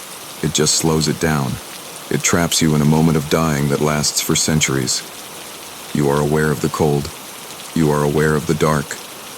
And eventually the boredom drives you mad, and the madness gives you the strength to break the laws of physics. I live in Florida now. I work in a bakery. I stand in front of a 400-degree oven for 8 hours a day, but I can't get warm. My core temperature is permanently 2 degrees lower than normal. The doctors can't explain it. And at night, when I lie in bed, if the room gets too quiet, I can hear it. Not in the room, in my head. I hear the scratching. It's the sound of the things in the desert, the things made of ice and hate, trying to scratch their way into my dreams. They want my heat. They want to feel what it's like to burn again. If you have signed a contract for cryonics, if you plan to be frozen to wait for the future, tear it up. Burn it. Let yourself rot. Let yourself turn to ash. Because there is a fate worse than death. It is the fate of being awake in a box of ice, waiting for a morning that will never come, screaming with a mouth that cannot move. I have spent my entire adult life fixing things that are designed to break in entertaining ways, but I will never step foot inside an amusement park again. There is a specific frequency of mechanical whirring, a mixture of pressurized air and grinding gears, that triggers a panic response in my brain so severe I can taste blood in the back of my throat. I was the lead maintenance technician for Wonderworld, a mid-tier theme park in Ohio that had seen better decades. It was the kind of place that smelled of funnel cake and diesel in the summer, but in the winter, during the off-season maintenance block, it smelled like wet concrete and rotting leaves. My specialty was the dark rides, the indoor, track-based attractions where guests float in boats past animatronic scenes.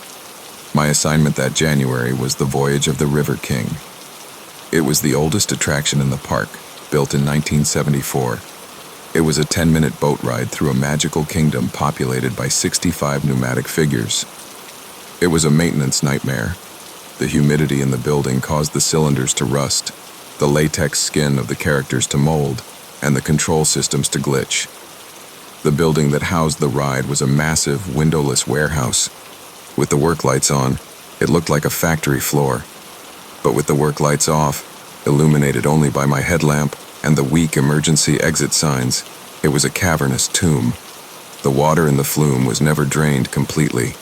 It sat stagnant, a black ribbon of chemically treated liquid about 3 feet deep, winding through the fabricated sets. I had a work order for Scene 7, the Royal Banquet. The central figure, the River King himself, a 7-foot-tall animatronic seated on a throne, was reported to be twitching. I entered the building at 11 at night. I locked the main door behind me, a habit born of wanting to keep the winter wind out, not knowing I was sealing myself in. The silence of a dark ride is heavy. You can hear the building settling. You can hear the water lapping gently against the fiberglass sides of the flume. I walked along the narrow maintenance catwalk that ran parallel to the water channel. The air was cold and damp, clinging to my clothes. I passed Scene 1, the Enchanted Forest, and Scene 2, the Village. The animatronics were powered down, or so I thought. In their deactivated state, they looked like corpses. The villagers were slumped over their prop tools. The dancing bears were frozen mid-step, their glass eyes staring blankly at the dark ceiling. I reached Scene 7. It was the grand finale of the ride. A long table set with plastic food, surrounded by knights and ladies, with the River King at the head. The king was a massive piece of engineering. Under his velvet robes was a steel skeleton driven by high-pressure air cylinders. His face was a thick rubber mask painted with a benevolent smile that, in the shadows, looked more like a rictus of pain. I climbed over the railing and stepped onto the set. The floor was painted to look like stone but felt like plywood.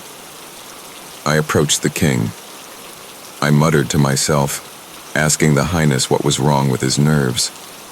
I reached under the back of his robes and unzipped the access panel. The smell of hydraulic fluid and old rubber hit me. I shined my light into his chassis. The complex web of hoses and solenoids looked like colorful intestines. I checked the air pressure gauge on his main manifold. It should have been at 0. The main compressor for the building was locked out. I had the key in my pocket. The gauge read 80 psi. I frowned, tapping the glass. Residual pressure?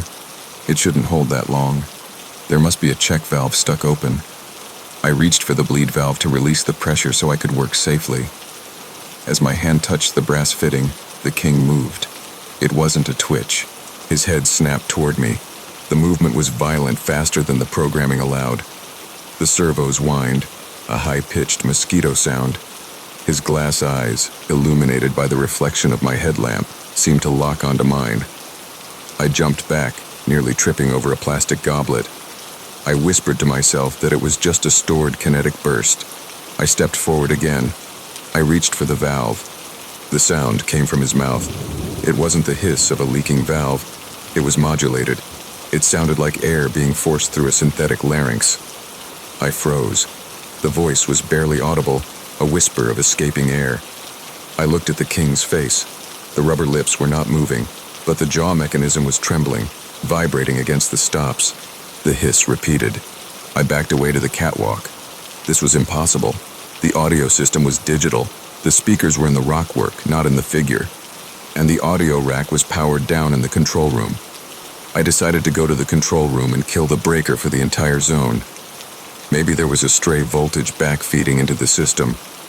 I walked briskly back along the catwalk, my boots ringing on the metal grate.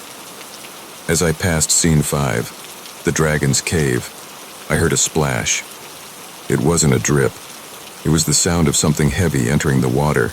I stopped and shined my light into the black water of the flume. The surface was rippling, the waves slapping against the sides. I called out, asking if someone was in there. Security guards sometimes snuck into smoke. Kids sometimes broke in. No answer. Just the ripples spreading out from a point near the dragon's tail. I kept walking, faster now. I reached the control booth, a glass-enclosed box overlooking the loading dock. I threw the main breaker. The heavy sound of the switch echoed in the room. Total darkness. Even the emergency lights seemed to dim.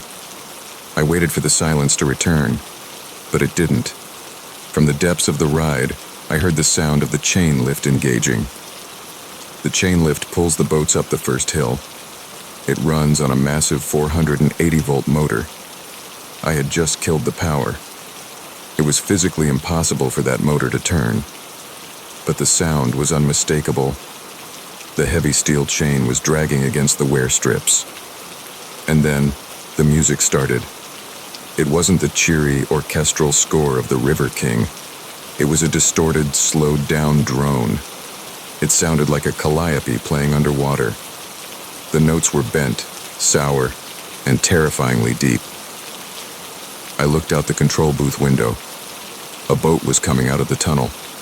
The ride boats were fiberglass shells shaped like logs. They were supposed to be empty. They were parked in the storage bay. But one was moving. It drifted silently through the loading zone, pushed by the current of water that was now flowing, pumped by pumps that had no power. The boat wasn't empty. Sitting in the back row was the River King. He wasn't connected to his floor plate. He wasn't tethered by his air hoses. He was sitting upright in the boat, his velvet robes draped over the fiberglass seat, his head turning slowly from left to right, scanning the dock. I ducked below the console, my heart hammering so hard I thought I would pass out. This was a hallucination. It had to be. Carbon monoxide? I checked the sensor on my belt. 0. I heard the boat bump against the side of the flume, then continue on, disappearing back into the start of the ride. I had to get out. The exit door was behind the loading dock. I had to cross the open space. I grabbed my heavy wrench, a useless weapon against whatever this was, and opened the booth door. The air in the building had changed. It smelled thick. Not just chlorine and grease anymore. It smelled like a swamp. It smelled like wet fur and stagnant mud. I ran for the exit. As I reached the loading dock, the water in the flume erupted. 3 figures burst from the surface. It was the dancing bears from Scene 3. Their fur was matted and sodden, dripping black water. Their glass eyes were missing, leaving dark, hollow sockets. They pulled themselves up onto the dock with jerky hydraulic movements. They moved with a terrifying mixture of mechanical rigidity and predatory fluidity. They blocked the path to the door. I skidded to a stop, my boots sliding on the wet concrete. I turned and ran back toward the ride entrance, scrambling up the maintenance stairs to the high catwalks and the rafters. I looked down. The ride had come alive. In every scene, the animatronics had torn themselves free from their bases. The knights were marching in a circle, their swords clashing with real force, sparking against each other. The villagers were dragging themselves toward the water, sliding into the flume like lemmings. And the River King's boat was circling. He was standing in it now, balancing perfectly as it bobbed in the current. He was looking up. He was looking at me. He raised a hand. His finger, stripped of the rubber skin to reveal the steel articulations underneath, pointed at the roof. "The sky!" The hissing voice echoed through the warehouse, amplified by 1,000 unseen speakers.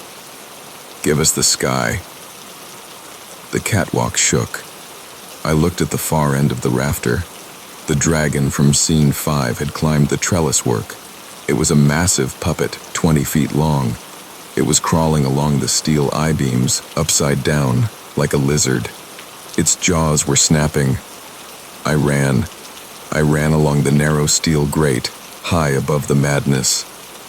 I aimed for the roof access hatch above the lift hill. The dragon was fast. I could hear its claws scraping against the metal. I could hear the hiss of its pneumatic cylinders firing rapidly. I reached the ladder to the hatch. I scrambled up, my hands slipping on the cold rungs. I reached the hatch and threw the latch. It was frozen shut. Ice had sealed it from the outside. I screamed, pounding on the metal. Below me, the dragon was closing in. I could smell its breath, a blast of mildew and old oil. I braced my back against the hatch and kicked downward, driving my boot into the dragon's face. My heel connected with its plastic snout. The plastic shattered. Underneath, I saw something wet. Not steel, not wire. I saw muscle. Gray, fibrous, dead-looking muscle woven around the metal armature. The dragon shrieked, a sound of biological pain. It recoiled, losing its grip on the beam. It fell. It plummeted 40 feet, crashing into the flume below. The impact sent a massive wave of black water over the loading dock, washing away the dancing bears. The distraction gave me the adrenaline I needed. I slammed my shoulder into the hatch, once, twice. The ice cracked. The hatch flew open. I pulled myself out onto the snowy roof of the building, the freezing wind hitting my face. I didn't stop. I slid down the sloped metal roof, tumbling into a snowbank 20 feet below. I scrambled to my car and drove. I drove until the park was a memory. I called the fire department from a payphone 3 towns over. I told them I saw smoke coming from the River King building. They burned it down. The official report said it was an electrical fire caused by a faulty compressor. They said the building was a total loss. But I know what happened. I watched the news footage of the fire. As the roof collapsed, for just a second, the camera zoomed in on the inferno. Standing amidst the flames, untouched by the fire, was the steel skeleton of the River King. He wasn't melting. He was standing tall, and he appeared to be laughing. I work in IT now. I work with code, with virtual things that cannot touch me. But sometimes, when I'm washing my hands, I'll turn the faucet on and hear a hiss before the water comes out. A hiss that sounds like a word. And I know that somewhere, deep in the earth beneath the ashes of Wonderworld, the water is still flowing. And the things that lived in that water, the things that grew muscle over their steel bones, they didn't die in the fire. They just went downstream. If you are ever on a dark ride and the boat stops, if the music slows down and warps, do not stay in the boat. Do not wait for a cast member. Get out. Climb the walls. Get to the light. Because the figures in the dark are not just dolls. They are shells. And they are waiting for the right moment to shed their skins and show you what the industry of joy really looks like on the inside.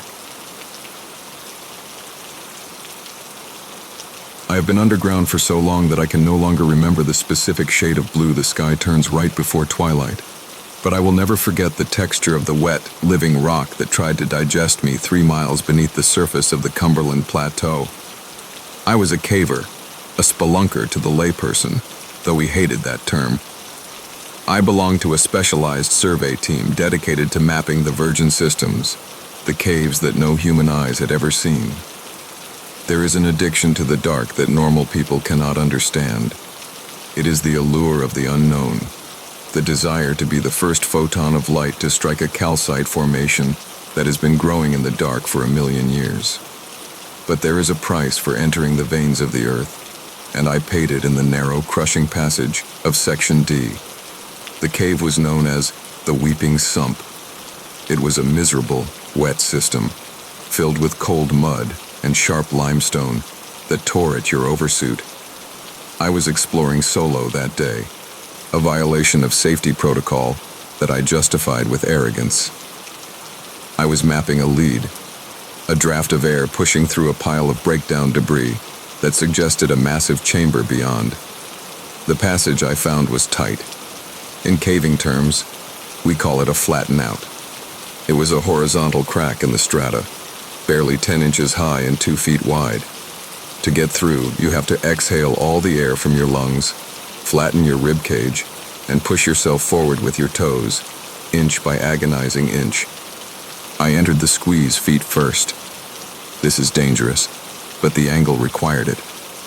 I lay on my back, my helmet scraping the ceiling, the cold mud soaking through my suit and chilling my spine. The rock pressed against my chest and my back simultaneously. It is a position of absolute vulnerability.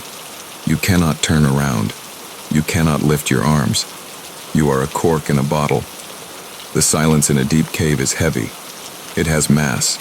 It presses against your eardrums. The only sounds were the rasp of my nylon suit against the stone and the ragged, shallow sound of my own breathing. I had pushed about 20 feet into the crack when the texture of the floor changed. Limestone is sharp, crystalline, and unyielding, but the floor here felt smooth, slick. It felt like polished marble, but softer. It had a slight give to it, like hard rubber. I paused, shining my headlamp down the length of my body. The beam illuminated the ceiling inches from my nose. The rock above me was different too. It wasn't the gray, jagged limestone of the entrance. It was a dark, reddish-brown color. It looked wet, glistening with a thick, clear slime. I whispered to myself that it was just a mineral deposit, iron oxide or flowstone. I pushed further. The draft of air I had been following grew stronger. It didn't smell like cave air anymore. Cave air smells like wet dirt and ozone. This air smelled warm. It smelled like copper and vinegar. It smelled like the inside of a stomach. I tried to push myself backward, suddenly seized by a primal instinct to retreat. I couldn't move. My suit had snagged on something. I kicked my legs, trying to find purchase, but the smooth, rubbery floor offered no friction. I was stuck. Panic is the killer in the cave. If you panic, your heart rate spikes, your chest expands, and you get tighter. I closed my eyes. I forced myself to breathe rhythmically. Inhale for 4. Exhale for 4. Conserve oxygen. Stay calm.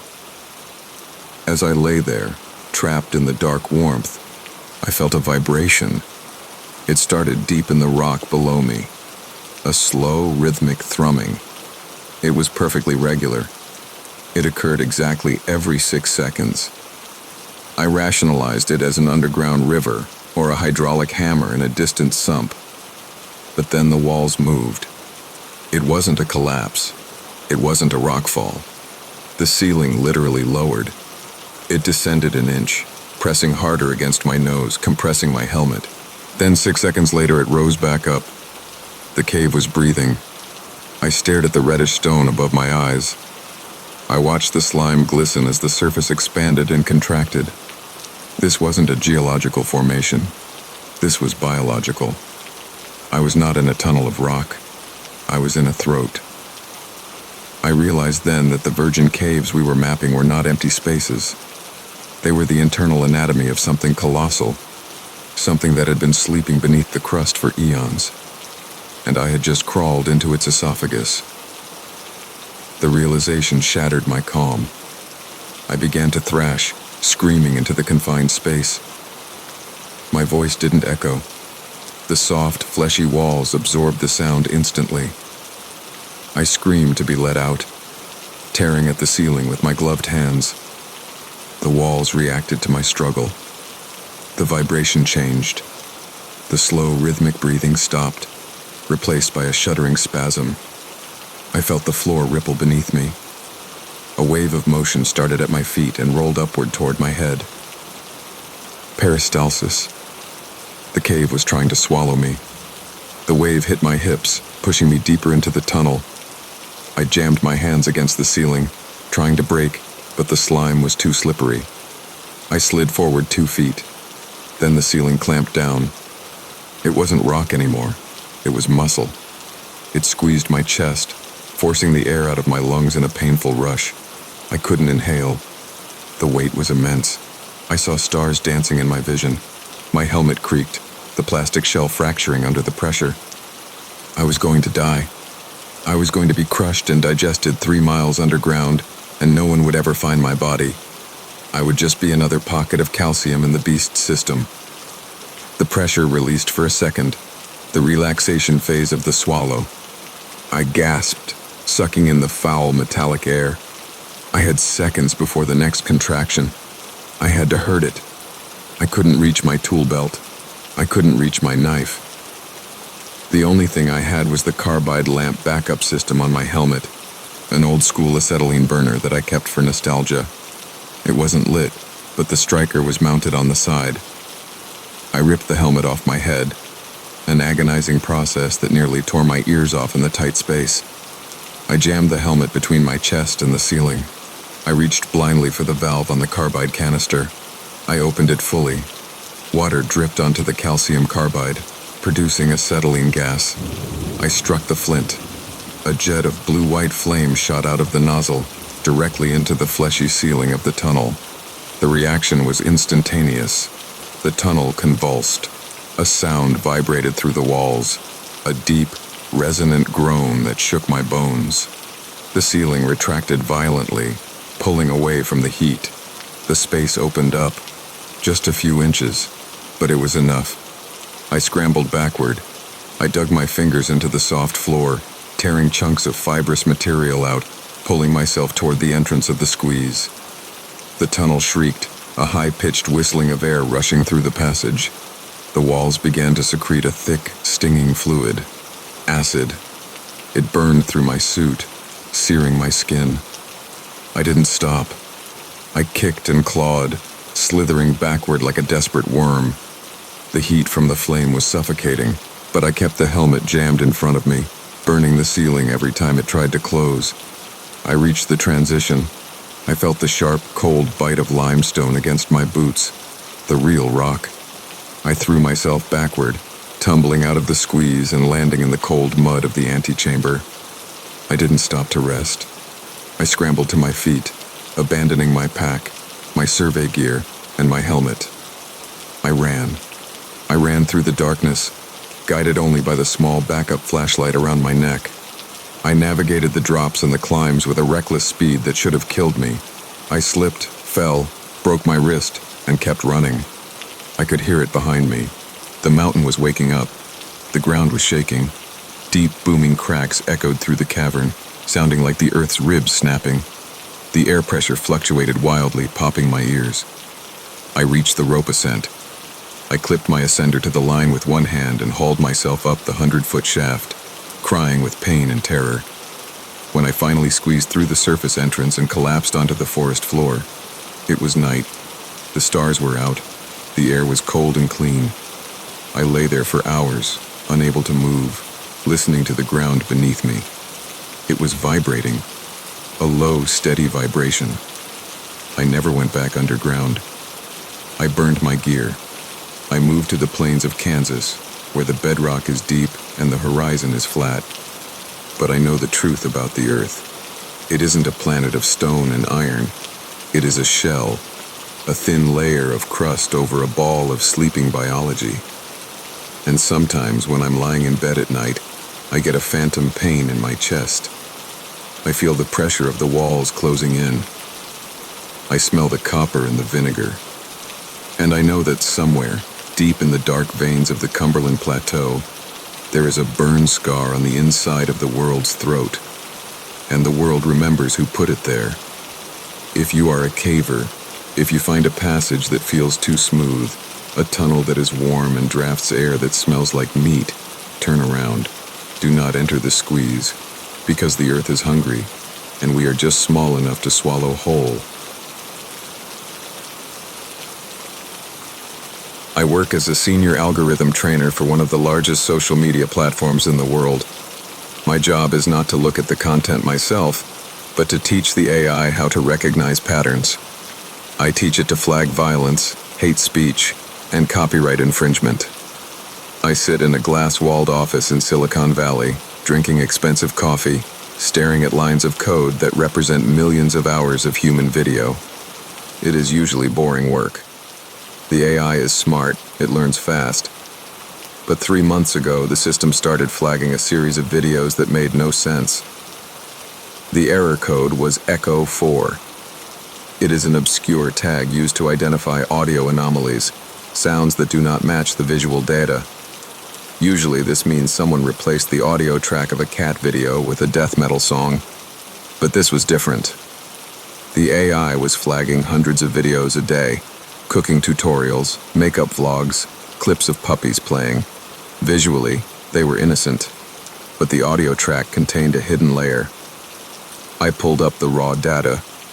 The anomaly was a low-frequency file embedded in the background noise. It was barely audible to the human ear, masked by the music or the talking in the video. I isolated the track and ran it through a spectral analyzer. It was a voice, a human voice, distorted by static and distance, speaking in Russian. I do not speak Russian, so I ran it through our translation software.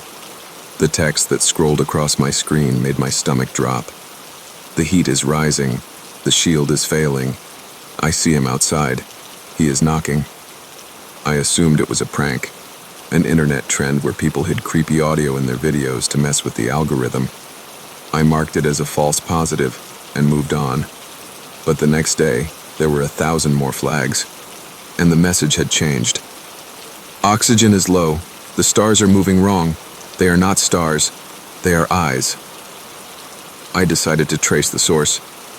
Usually these trends originate from a specific subreddit or a Discord server, but when I looked at the metadata of the uploaders, there was no pattern. These were normal users from all over the world.